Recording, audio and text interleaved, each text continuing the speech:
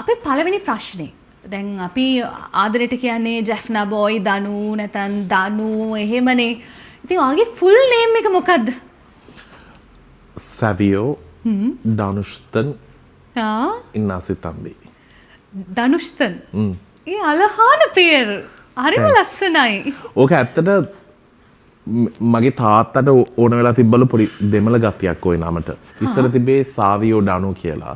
සාවියෝ මගේ කතෝලික නම. ඩනු කියන්නේ මේ God of Nature මම හිතන්නේ මම ගහක් වෙන්න ඇති. වෙන ජීවිතයක මම ගහක්. දැන් මම තනි ගහක්. ලොකු තනි ගහක්. හැබැයි එතකොට මේක දෙමළෙන් කිව්වොත් මම අනිවාර්යෙන් තේරෙයි.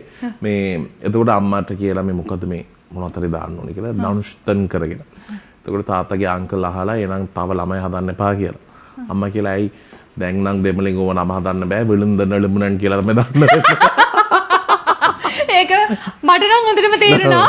දෙමළෙන් කිව්වොත් ඔය විලුන්දන් කියන්නේ මේ වැටුණා. අර දන් කියලානේ.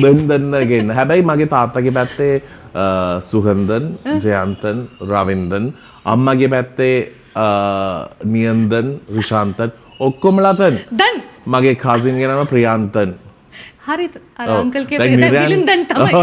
විලුන්දන් තමයි අන්තිම ඔප්ෂන් එක. එතන හරිම ලස්සන නමක්. ඒකේ මොකක් හරි අර්ථයක් තියෙනවද? ධනුෂ්. ගහක්. තනි ගහක් තනි ගහක්. නෑ මම මේ හොයලා බැලුවා. දනු DANU කියන්නේ මේ God of Nature. right. ඔව් මේ ලංකාවේ නෙමෙයි. වෙන රටක. වෙන රටක. ඔය ඉතින් ඉන්ටර්නැෂනල් නේ. ඔව් ඔව්. ඒම තමයි හොයලා ගත්තේ.